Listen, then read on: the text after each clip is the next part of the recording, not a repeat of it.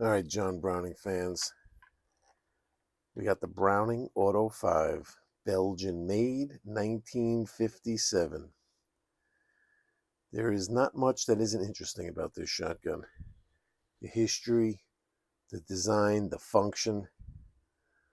It's a lot to unpack here. Let's get started.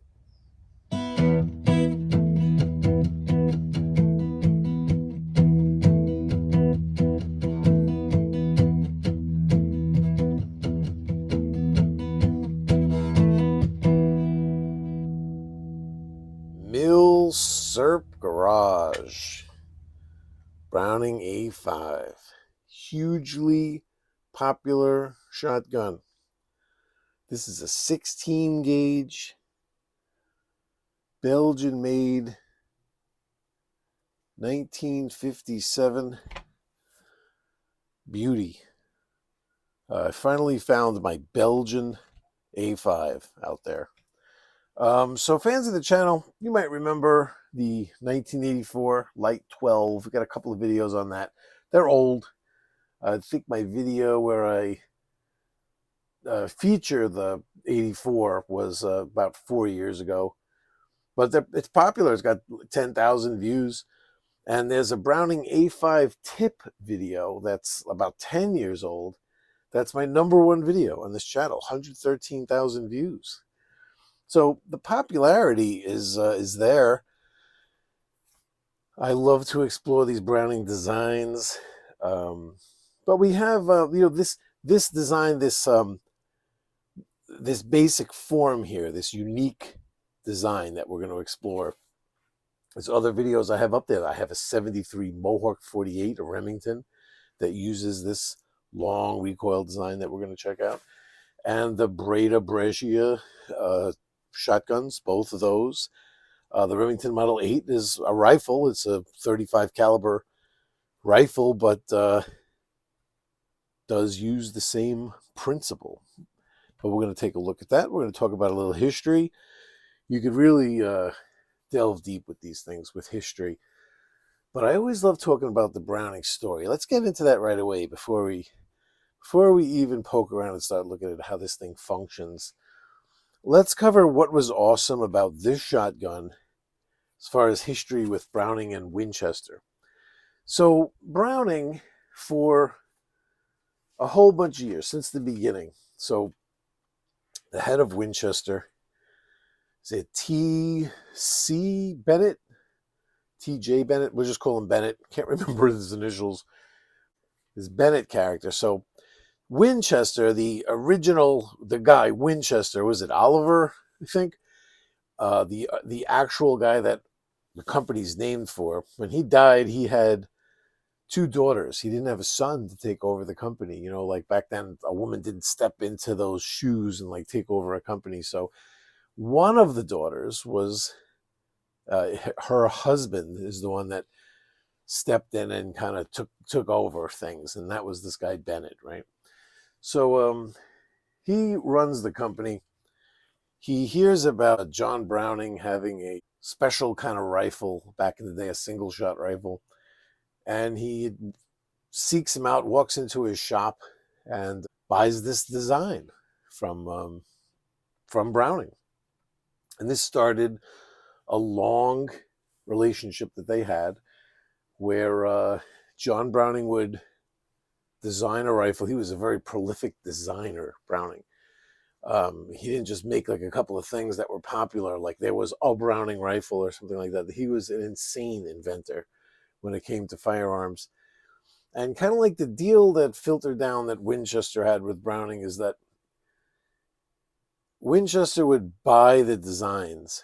There wouldn't be any royalties. He wouldn't get any money for every one sold. He would just secure the patents for Browning. So Winchester would work with his patent attorneys and patent people to look at exactly what designs were unique with Browning's new invention that he came up with, and would work to patent everything so they were just untouchable, so nobody else could make anything like it. And Winchester would either produce it or not produce it. And if you really want to take a look at a book that shows like what was produced, what was not produced, this is the book. You got to get this book. John Browning, American Gunmaker. Kurt Gentry.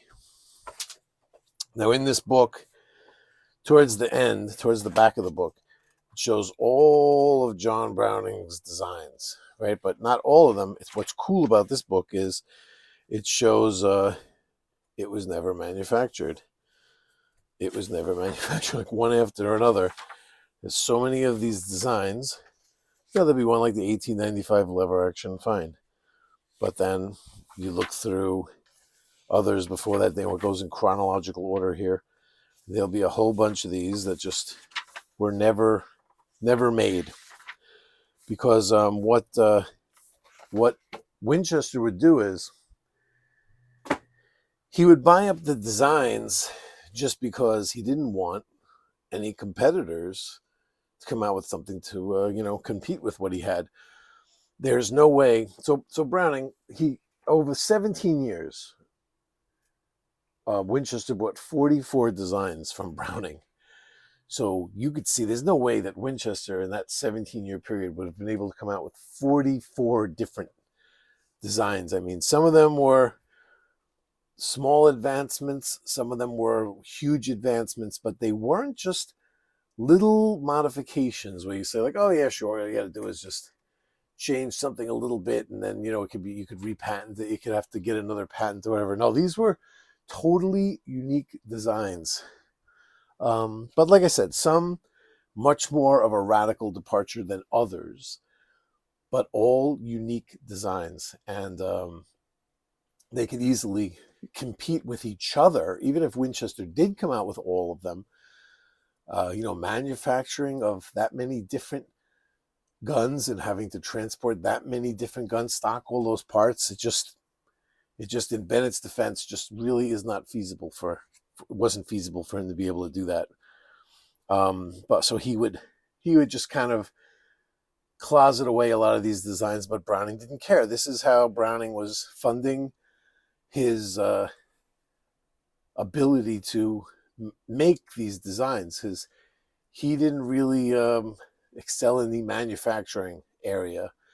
He just excelled in the designing and inventing area. So this way Winchester would be able to make everything, and all he had to do is just sit back. He had like a gun store there in Ogden, Utah. He used to sometimes take some of his payments were a bunch of Winchester stock, a bunch of Winchester guns that he would sell in his shop. Now, come along to 1898. 1898, Browning designs three different shotguns, auto-loading shotguns. And this was the one that he put all his efforts into. He picked this as the one that was the winner, the most successful. And this is what he brought to Winchester. And he unlike the other designs, he really felt that this was special. And of course, it was an auto-loading shotgun. And what's interesting to show just how awesome an auto-loading shotgun was, that there was no other successful functioning auto-loading shotgun of a different design for the next 54 years. Okay, this caused a split up between Winchester and Browning. And Winchester tried the 1911 auto-loading shotgun, the Model 40, the Model 50. I have videos up on my channel for all three of those shotguns. The 40 and the 50 I love. The 1911 was a little harder to love, but I was just interested in them because I'm interested in this story. But like Winchester just couldn't put it together. He just and nobody could. This thing was so far ahead of its time. You've heard that before. It's ahead of its time. Yeah, something was like, yeah, it was 2 years ahead of its time. This thing like came out of nowhere and was just untouchable for just years. And the uniqueness of this design, like I'm going to show you in a while, you can only imagine back then, So to get back to the story, Winchester just kind of, Bennett is like kind of blowing Browning off. He doesn't want to come out with this thing. He really doesn't. I'll show you right now the big reason why I took this out specifically to show you. This is the reason. This is the reason Winchester wasn't interested. It's because of this.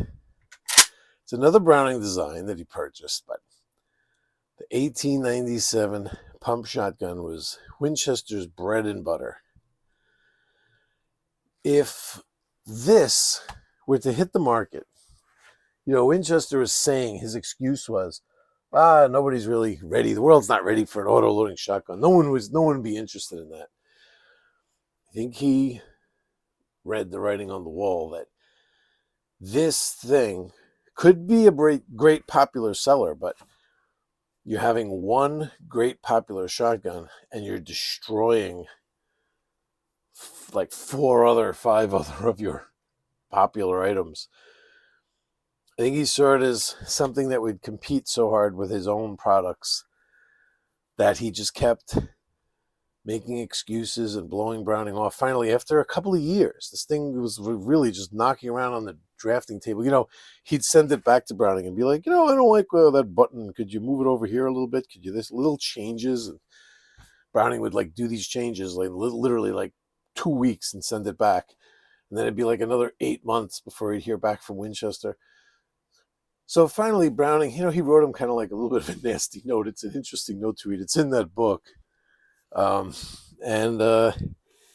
they met, and Browning is insisting, he's saying like, not only, do I want to put this out, I want royalties on this shotgun. We're going to do it different than we've done before, because I know this is very special. This is like, I think Browning kind of felt like this was the pinnacle of a lifetime of designs. He definitely had a lot more ahead of him, but he realized the significance of this. And Bennett was like, Winchester doesn't pay royalties to anybody for gun designs, but meanwhile, Browning had been working with Fabrique Nationale in Belgium, and I think that might have been his deal with a lot of the, pistols that they were producing that were Browning's designs. Back then, Fabrique Nationale in Liège was the hub of the European gun designing spot, and he was right in the middle of it, making awesome pistols with them. So Browning decided to take the design overseas. He actually first tried to market it to Remington, and there's a really crazy story where he was sitting in the office in Remington waiting for the head of Remington. His name escapes me. But that guy died. Like, his secretary came and was like, yeah, we're going to have to reschedule for never, because he just had a heart attack and died. So I was just kind of like writing on the wall to Browning, where he's just like, I'm taking this thing over to Belgium. He eventually did bring it back a few years later. I think 1902, something like that, is when they started getting made in Belgium. And by 1905, I think Belgium had these like very, very high tariffs on importing. So they weren't going to import it. And I guess, they had a good relationship with Browning. They're like, listen, take it to whoever you want over there, and Mark, they kind of like allowed it. Let's say, they let an American company, which was Remington, made it.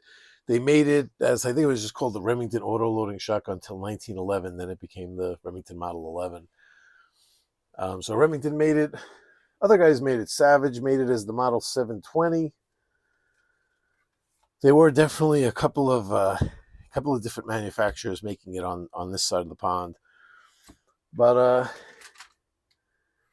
yeah, so do we check out the design now, or do we there's just so much. I got so much stuff laying around here.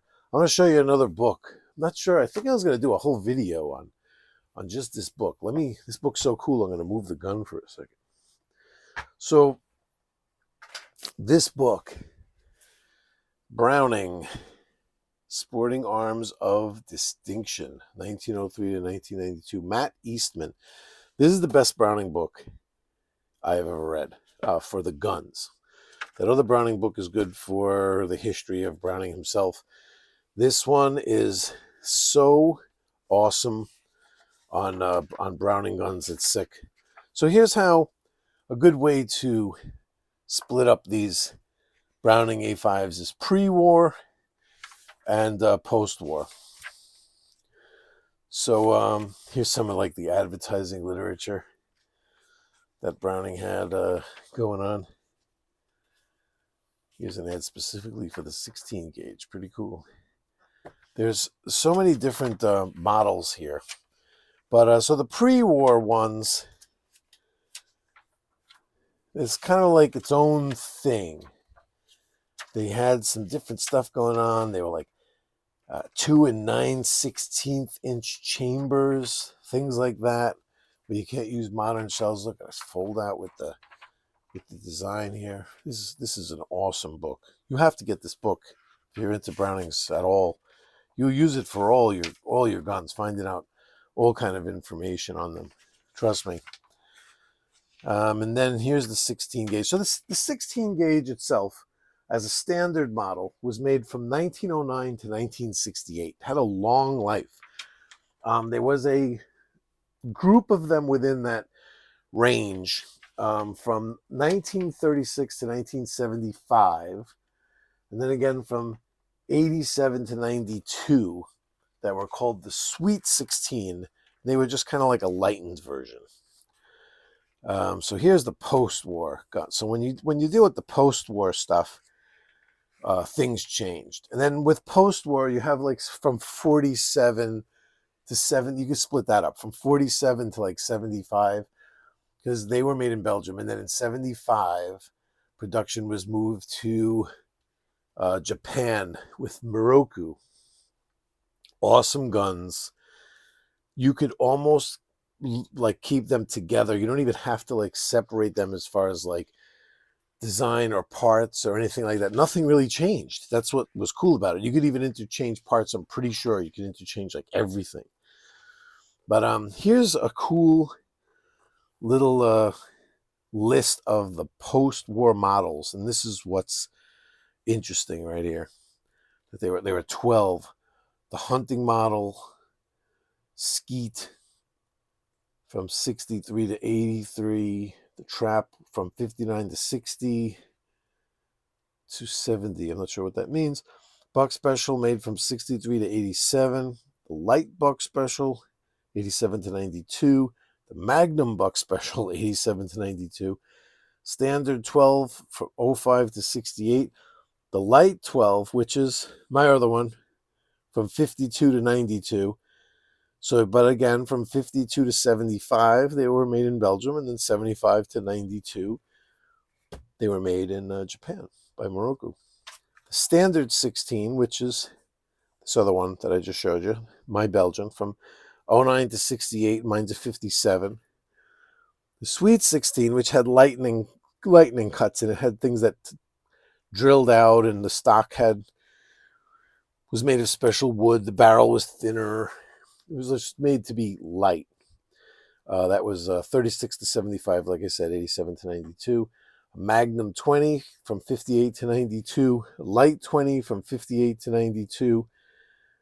And then it even starts breaking it down more. So it's like it says, so you don't get confused. Let me list these as they were produced in catalog. Listen, buy the book and start I'm not going to sit here and read all these crazy different models and everything and all these different, there's a lot of different stuff going on with these. They the pre-war ones had what's called a suicide safety, and then after that it was moved to a conventional crossbolt safety. You know why they called it a suicide safety? I've heard people say suicide safety was right up here, and it would kind of like slide back and forth in here, so that when your finger was in the trigger guard, you could push the safety off and then pull the trigger. So with your finger in the trigger guard, you could take off the safety and go right back on the trigger without having to come out of the actual trigger guard to press a cross bolt safety. A lot of people think it was called a suicide safety because with your finger in here, you could accidentally bump it off, but that's not what it was. It was called a suicide safety because to put it on, you would have to reach up here and click it back. You have to push up here, click into the trigger, push it into the trigger guard from out here. If you weren't paying attention, you could very easily think your finger is in front of the trigger guard when it's not, and it's here, and you pull the trigger. So by going to activate the safety, you could accident. It's the same. It's kind of silly. You don't want to make the same motion. Yeah, not a good idea. The cross bolt is much better. And although this does sound loud, like, you know, if you're going to take the safety off when you see a bird, that you're going to lose whatever, but you could do it with your fingers like this silently, see? You could just move it with your fingers. You could do it like this too, with like if you had your hand in shooting position, you could do it where you click it off and make it silent. Yeah, the Browning ones were, as opposed to the Remington and the Savage, were the only ones with the magazine cut off. We could take a look at the function later, but I'm really excited to really show you some of the cool inner workings of this guy. We have it unloaded here, okay? And these are spent, empty 16 gauge shells. Now, if you want to fool around like this, I'll just give you a little heads up. Don't use one where you just cut the top off to make it the right size, because it's not light. It's too light to operate the action properly. And I'll show you what I mean by actuate the option. So the speed loading feature on an A5, have you ever seen that? So it has a conventional magazine tube underneath here with a follower, like most shotguns. But one thing it does different than those is that when you load the tube with the first shot, so if you look in there, I'm loading it into the magazine tube down here. I'm not loading it into the barrel. I'm loading it into the magazine tube. When you push it into the magazine tube past the lifter and let go, watch the magic. You just saw the bolt close. You go, all right, so you pushed it into the tube and the bolt closed. What did that do? No, the bolt didn't close. It actually took this round into the chamber right then and there. So just by loading it, you fire your last shot, the bolt's going to stay back. And then to load it, all you got to do is just put one in there like that. Then your next one in here. 4 go in here, 4 in the tube, 1 in the chamber. This is where they get auto 5 from. Now with these 16 gauges, there were some 3-shot ones made with 2 in the tube, 1 here. The 3-shot ones were made for, you know, like think hunting, bird hunting regulations where you could only have 3 shots, so you wouldn't have to use one of those wooden dowels in here. So there are 3-shot ones out there. But that is pretty cool. And, you know, looking at it like this, you would think this is how it works. It's, you know, it's a semi-auto, and it, just like most semi-autos, the bolt goes back, ejects, picks up another round. Just by picking this up and operating it like this, you think you're seeing the operation of how it works, but it's not. The bolt rides like this. The spring-loaded action of the bolt rides on a spring that's here within the buttstock. But the real action that's going on goes on with the barrel and the internals underneath here. And it's not gas operated. It is recoil operated, long recoil operated, it's called. I'm going to try to get in here to show you the magic by doing it with my hand, but it's so hard to do this. Let me see if I can get in a good position. You kind of have to, I'm going to have to switch. Oh, I know what I can do. Here's what we're going to do. We're going to take a look inside. I can show you. I can make it easier. It's just hard to do in this position, laying on a table to actuate everything. So let's just take it apart. Forearm comes off, and inside, this is what we have. Now let's, for now, let's just take this stuff off of here. And we'll get back to what we got over there. Now let's open up the bolt. Let's just put this back on. Like it's together normally. Let's just imagine that it's all fully together. We're just going to take that spring out of there so I could actuate it a little bit easier. I think I just gave it away. So if you're unfamiliar with this design, this is going to blow your mind. So when you load it, once again, we're putting the round in here. Shell is in here, okay? Now when you fire, bang, the recoil pushes back everything here. See how this all moves? There's a stiff spring in here and another mechanism that we're going to take a look at that controls it, mitigates this recoil. It's not this easy to push. I had to take that out just to even be able to show you how it works. The barrel and the bolt as a unit come back like this. Bang. Comes all the way back till it hits the rear. Shouldn't actually hit. It actually should just about get caught here before it slams back, actually. And it catches the bolt here. And then the barrel comes forward by itself, leaving the shell behind. How crazy is that? And then the barrel, because there's a spring pushing it forward now, the barrel, as it comes forward, has a catch that catches on the rim of the shell to eject it. Then if there's another shell there, it's going to pop out. The interrupter is going to, release it, shell stop.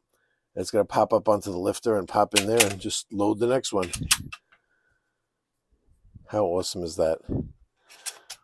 The long recoil action. So with another one in here, let's see if it will actually work that way. Once again, bang, we fire. Everything moves back. Of course, as the slug or wad with the pellets or whatever you're shooting is going down the barrel, this is going backwards. Catches here, comes forward, ejects the shell. Have to do this fast in order for it to work or it'll get hung up. Still might get hung up actually, but I'm going to try to do it fast. Should eject the shell and load the next one. All right, so it's just not enough for this to pop out. But had this have popped out, it's going to just load the next one right behind it.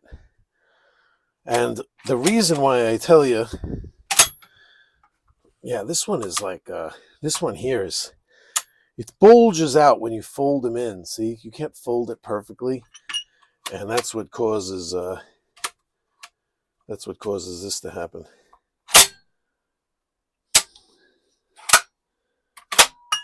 Nice.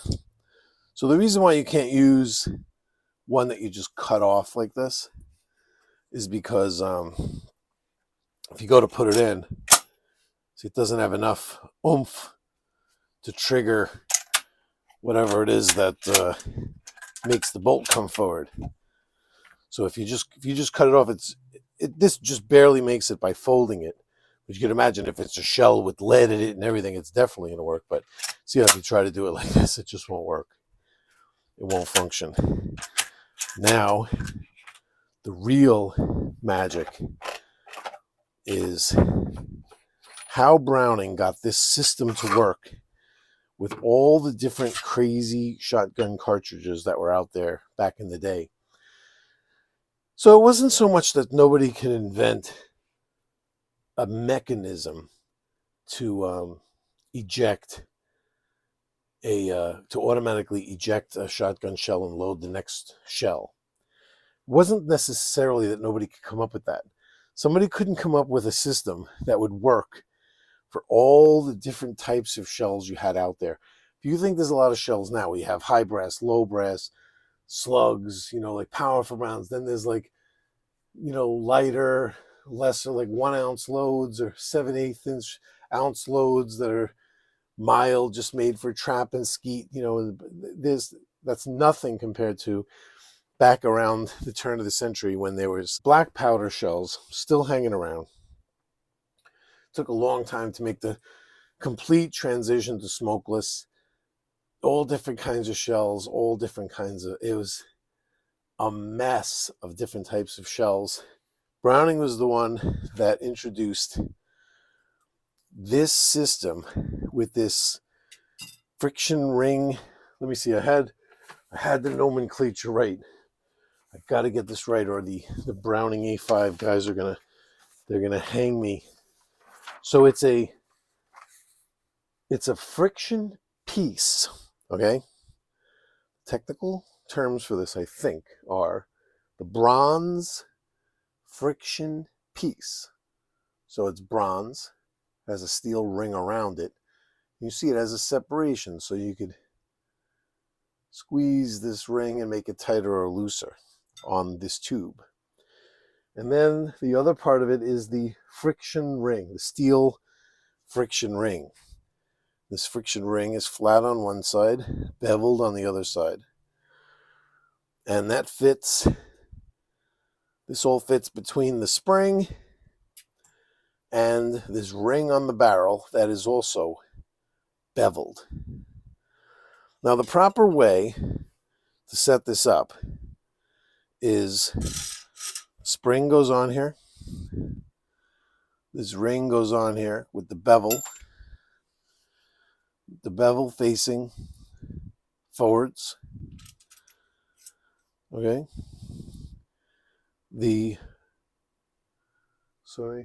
friction piece goes on here with the bevel facing forward. If you'll notice, one side of this has a bevel and one side of this is flat. So a lot of people make the mistake of going bevel to bevel. You don't. You go in here with the bevel also facing forward towards the barrel, towards the muzzle end. And the barrel slides on here. And it has these two, one on either side, these two wings right here that fit inside these recessed grooves in the receiver.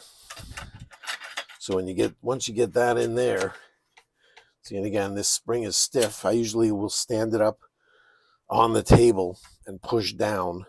Don't know if I'm going to be able to do it this way, but I'll try. And you squeeze it all together here. Yep. And then you get the forearm on here.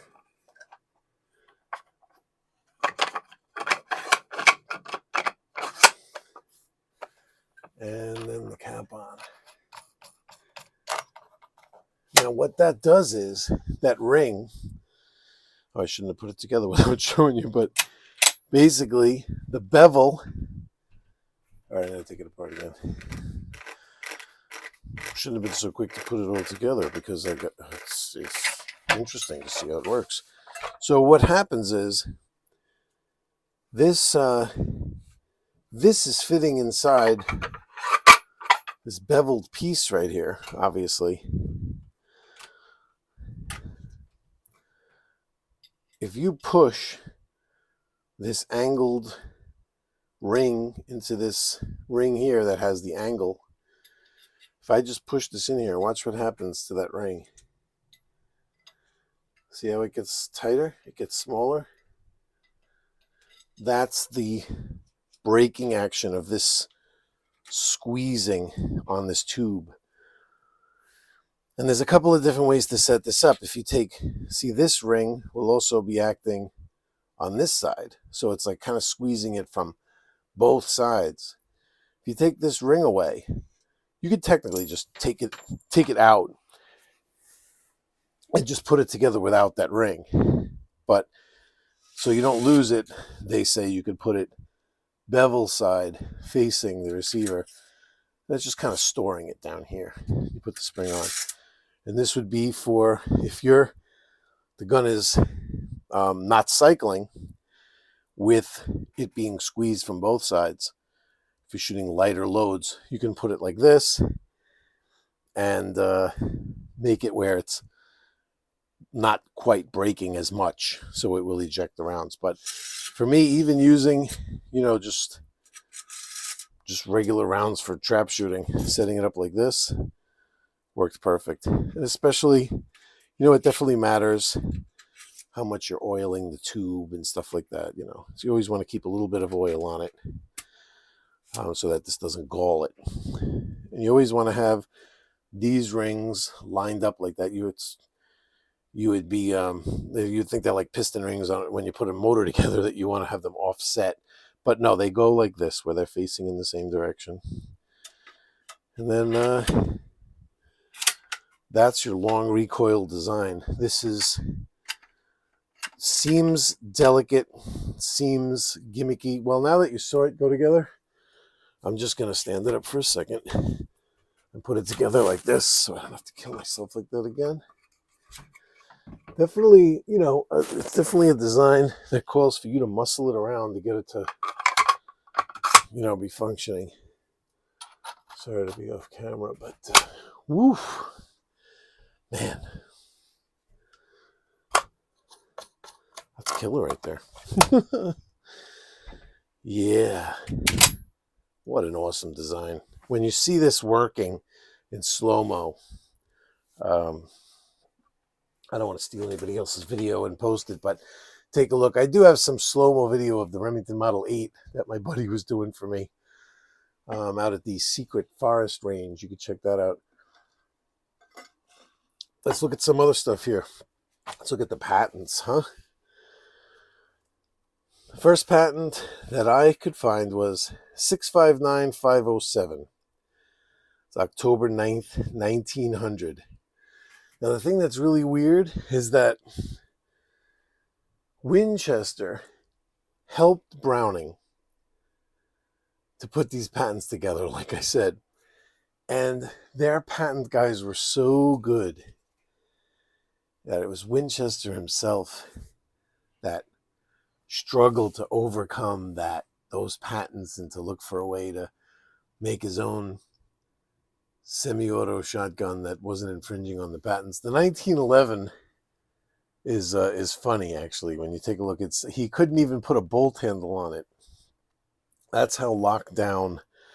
Browning had the patent so locked down that this handle, this was patented. Where because if you think about it, back then shotguns, you didn't need to manipulate the bolt. It was connected to a pump or a lever, or, you were cracking the gun in half.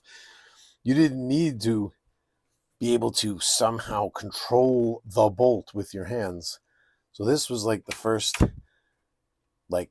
bolt handle on a bolt, sticking out of the side of a bolt.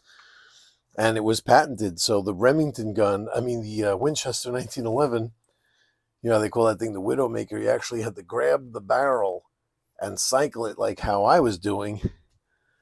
So you can imagine just how much difficulty I had. That people trying to operate that gun would do what I was saying I would do, is put the butt of it on the ground or on the table to be able to push it to get better leverage. And what happens when you put the butt of a shotgun down on the ground to push the barrel to cycle it? It also, apparently, rumor has it had a habit of just firing all on its own when you closed the action, that the sear would just slip off and drop or whatever. So that, coupled with the fact that you had the buttstock on the ground pointing up at your head, they called that thing the Widowmaker. And it's all because of a patented bolt handle. The fact that even Winchester himself couldn't get around the patents because they were such well-written patents. So pull these up and read them, because there is a history behind it. And they're very, very detailed. Look at the detail. Now every little thing was patented. This was the first one. 659507. It's awesome. And here's the and again, it wasn't for Winchester. So you don't see Winchester's name on here at all. Winchester just did the patents for Browning.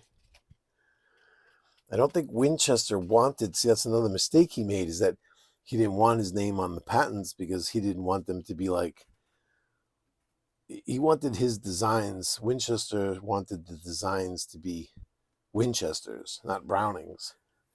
So they didn't want an affiliation even on the patents to be found. You know, it's kind of interesting, right? 659786 was just a few days later. It was like a double whammy right here. It was like back-to-back patents. Yeah, they were not fooling around. Every single little aspect. Pull these up and check these things out and read them. This is 689-283. This was in 1901. Some more improvements. It's them talking about the friction ring setup and stuff here. See? Here's the bolt handle. There's the bolt handle. Them marking it like, yep, that's ours. Don't touch it. Can't do it. Don't go anywhere near it.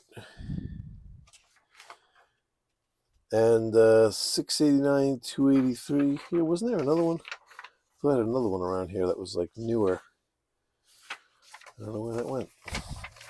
It got lost in the mix around here somewhere. I'm sorry.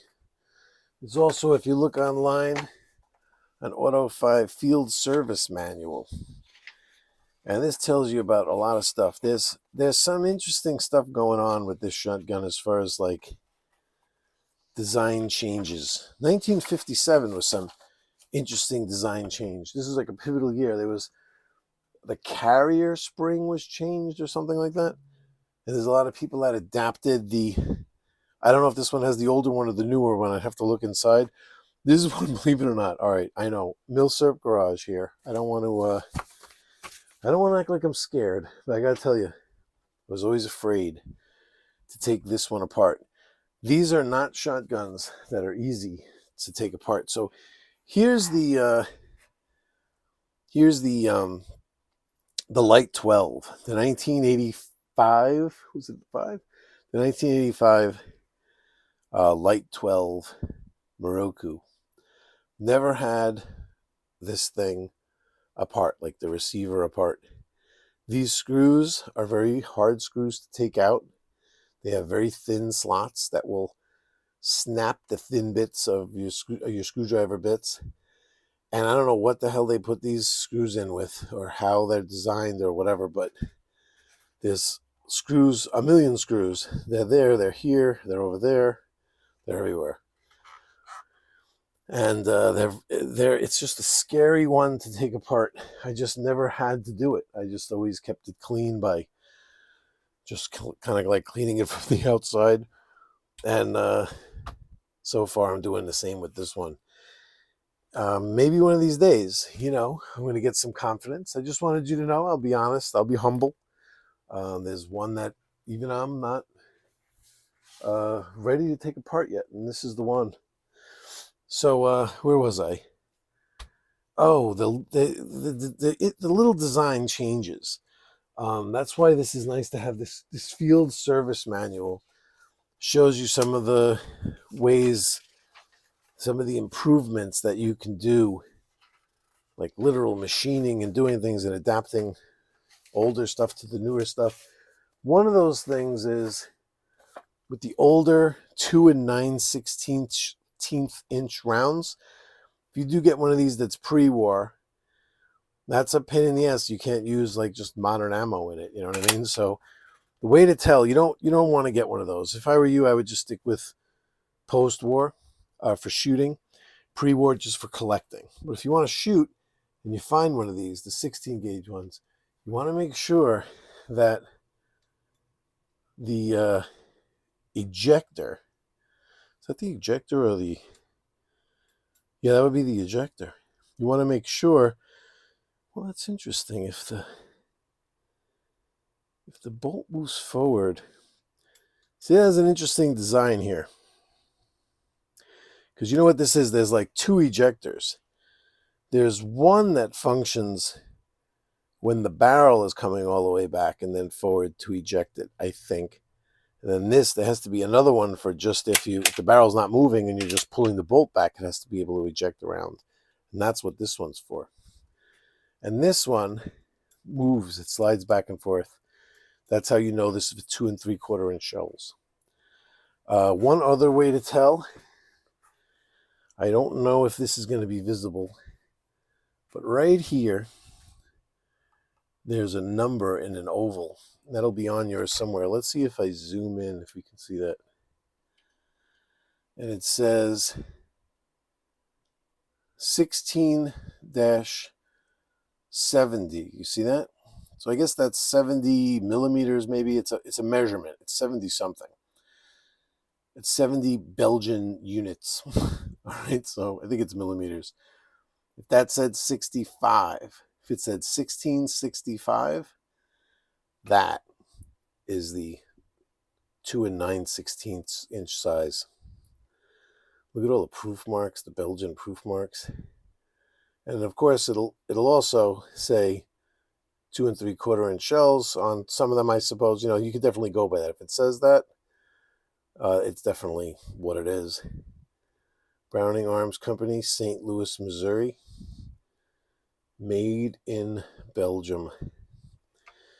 Yeah, this was a beauty. I couldn't turn it down. But I gotta tell you, shooting it, I gotta be honest with you. This is a improved cylinder. Okay, and the breakdown for let me see, where are they? Why did I mark off this page? Oh, for the serial numbers. Yeah, you go crazy with the serial numbers for this thing. They'll drive you nutty. I was going to get into that and show you, but it's so complicated. I'm over here. This is R and change.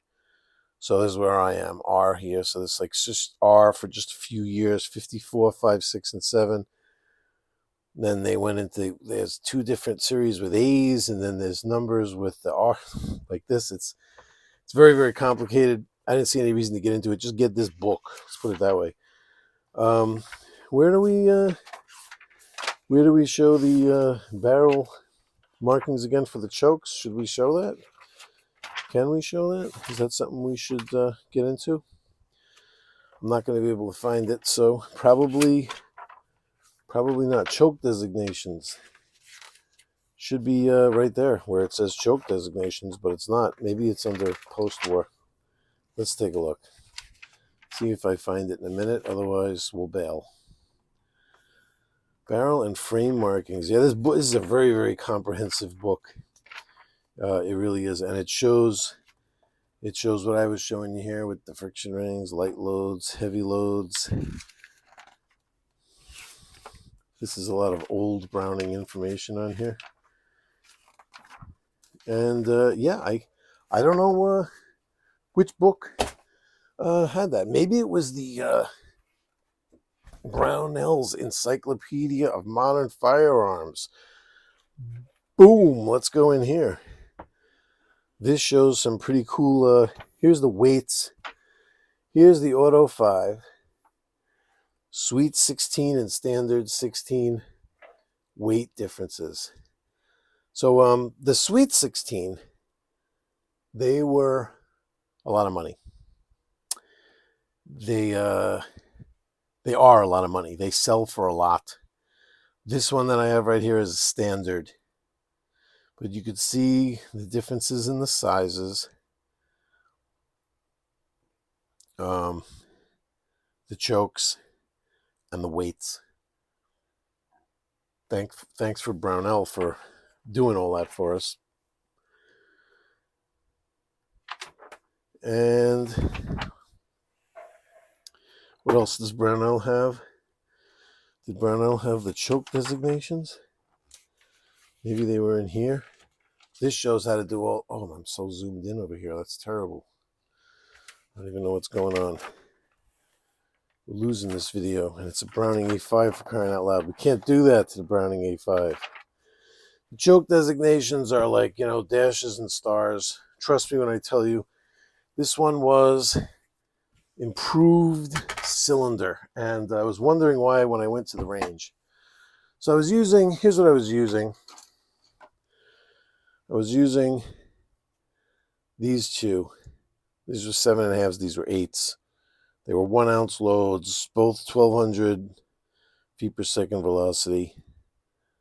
And that's what I had. It's really hard to find this ammo. Couldn't find like 1 1/8 stuff. It might have been better. Or, like a full choke might have even been better. The fact that this is a 26-inch barrel, 16 gauge. So there's like, less pellets, I guess, or less oomph than 12 gauge, let's put it that way. Plus the improved cylinder choke. I had 4 games. This is the only gun I tested. I'm going to take this and I'm just going to shoot 4 rounds with it. So I didn't bring anything else as a contingency. And what a mistake that made for such a frustrating day. I shot 4 rounds that were all single-digit rounds. Man, what I'm telling you, I think I got 32 birds out of 100. It was remarkably terrible. And that